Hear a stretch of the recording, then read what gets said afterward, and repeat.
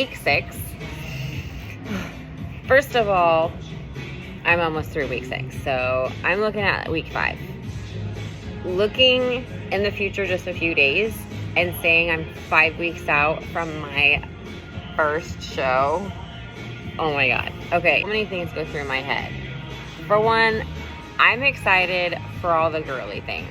Yeah, I'm excited for the tan, the nails, the bikini. Oh, I can't wait for my bikini to come in. But then I'm like, shit. 5 weeks and I look at my posing, so much improvement still to be made.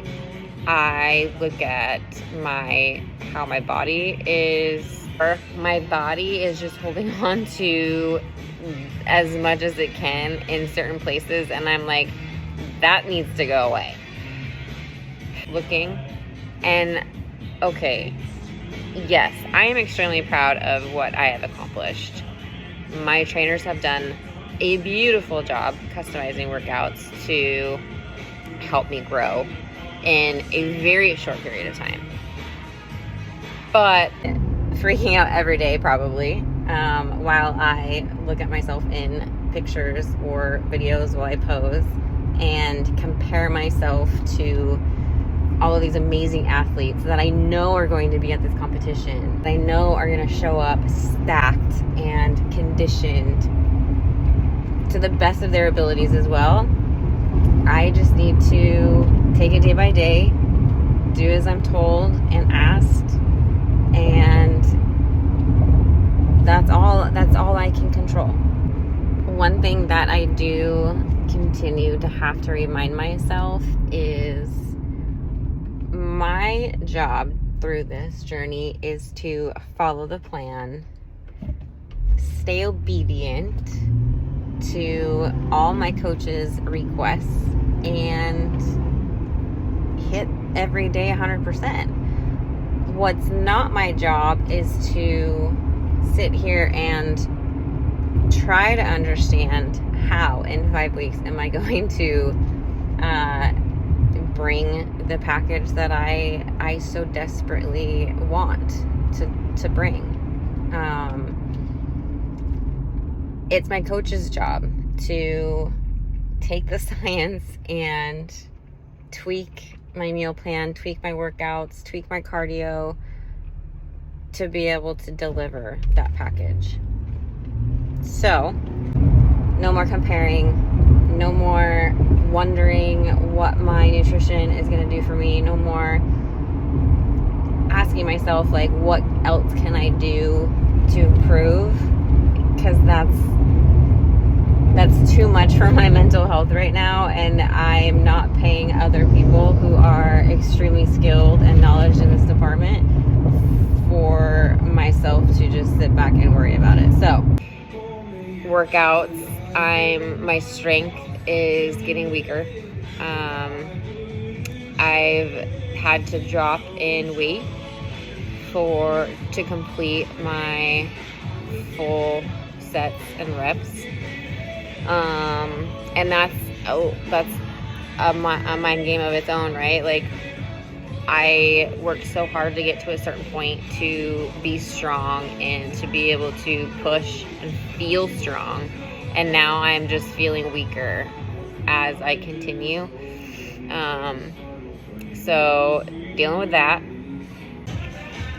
Another thing that I have to continue to remind myself is for the workouts, when I want to stop, that's when it matters most. That's when I have to keep pushing, and that's when the biggest changes are going to happen. Challenges I've been facing. My patience level is like this right now. My anxiety levels spike extremely high with the smallest triggers.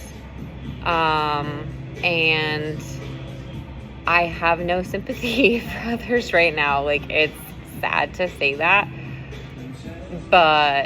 And that's one thing I am really trying to remind myself, especially getting deeper and deeper into depletion state, that it's not okay to downgrade anybody's challenges that they face, right? Or it's not okay for me to say that you don't understand what it's like to be disciplined, because everybody's different and everybody's mindset and strength with self-discipline is different, just like our pain thresholds are all different.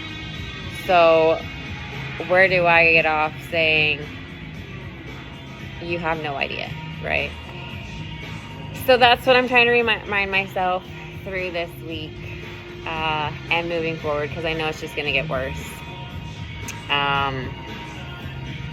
But yeah, so triggers that I'm trying to navigate through are, for instance, my mind can't hold a lot right now. And I need to be able to separate, to be able to focus. In the mornings, for example, I have my routine. I have my time portioned out, right? And it's very limited for the most part every morning of the week. So when things try to find their way into my routine and my mind's running through what I need to do and what step I'm on, and am I going to be able to complete everything? It's just a lot. I'm not a good multitasker right now. I don't even know if I was before prep. My husband will talk to me in the mornings, and it's now come to the point where he's like, I'm just not going to talk to you in the morning now. Not because I won't respond to him. I'll respond, but it's not in genuine, I'm full attention, I'm welcoming in your questions, I'm welcoming in your conversation, and I'm welcoming in your attention to me right now, because my mind's already so loaded. Yeah. Gosh, what else? Hard to complete any workout last week and this week.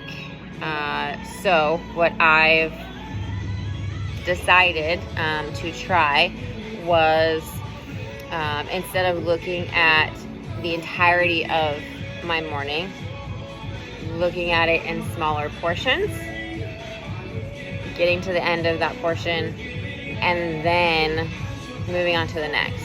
Because at that point, I just completed 10 minutes, say. 10 minutes, I completed one set, I got all my reps in, and I didn't die, and I still felt okay. So then I'm gonna move on to the next one. And that's definitely helped. Even in like my personal life, I have to take one thing at a time and give myself a certain amount of time to focus on just that, and then I can move on to the next. Otherwise, my mind's just all over the place, and I feel like it's all just a fucking volcano just erupted, and it's all flowing on me, and yeah. That's life right now in week 6. But positives, the big wins, I finally surpassed 12% body fat, which I never thought I was going to be able to accomplish, but it finally happened. I did my body fat percent test last week, so week 7, and I hit 10.6.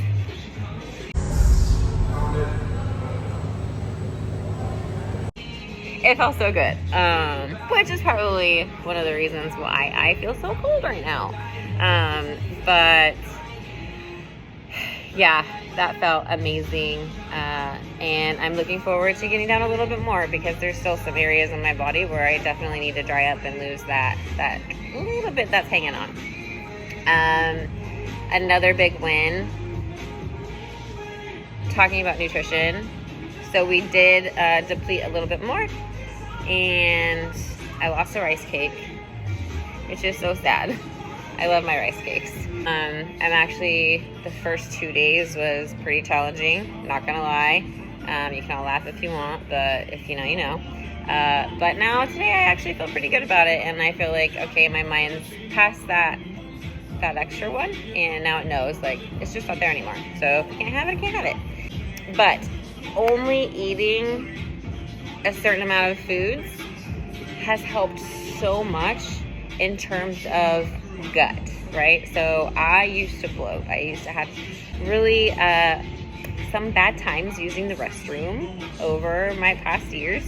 And I don't know why, but I never took the time to invest in finding out what it was. Like, I never went and did any food allergy tests. I didn't take the time to log what I ate. I didn't take the time to cut anything out and then slowly bring it back in to see if that's what was affecting me. I just dealt with it, which is the dumbest thing ever, because now I'm like, rarely do I feel any gut issues.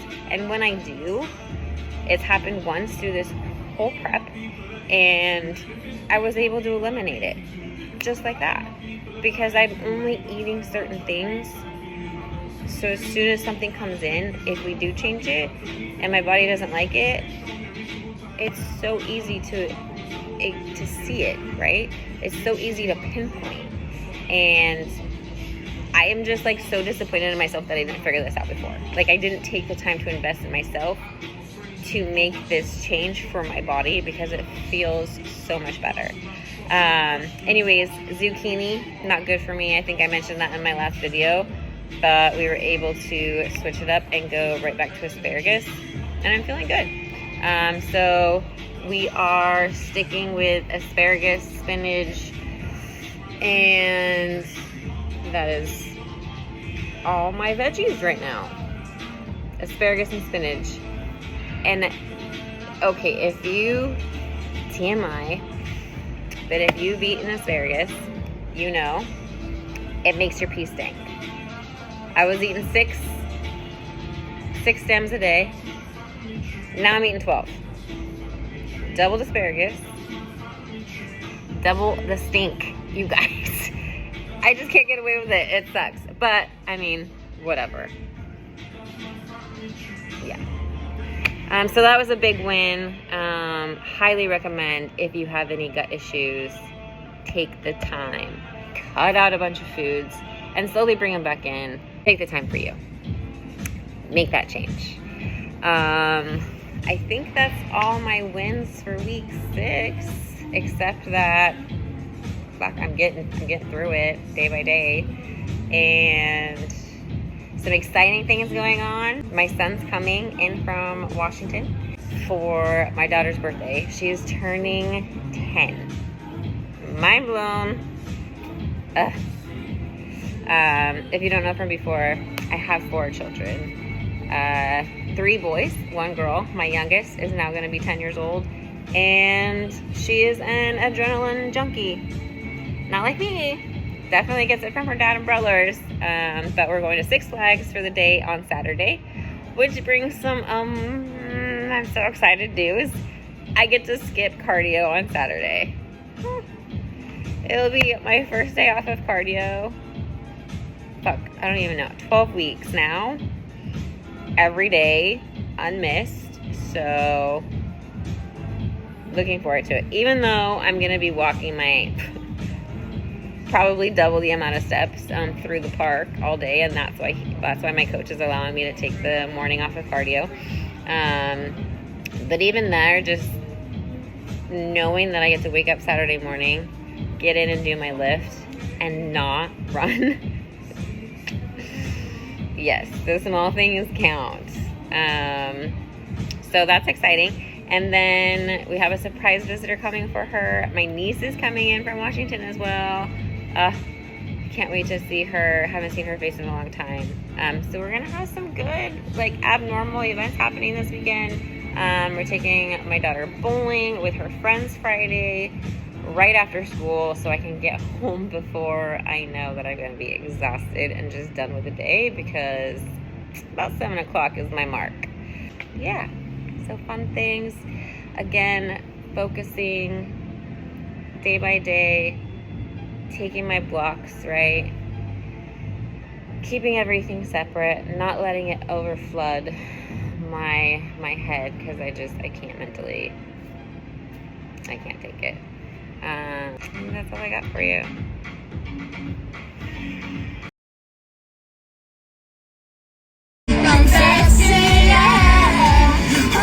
Shaking, I love it when you go crazy. You take all my inhibitions, baby. There's nothing holding me back. You take me places that tear up my reputation, manipulate my decisions, baby. There's nothing holding me back.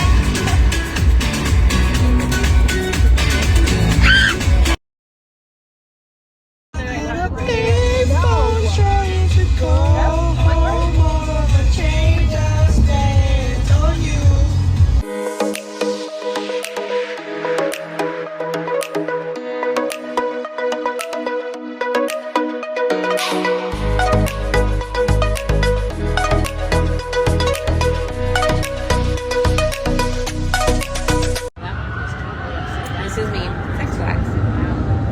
5 weeks out. Spinach. Yummy fish.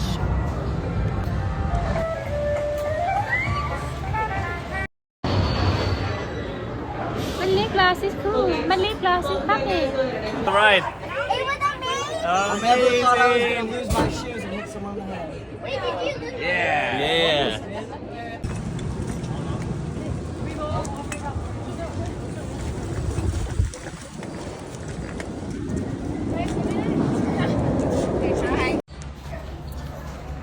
Currently sitting at Fatburger while the family gets good dinner. And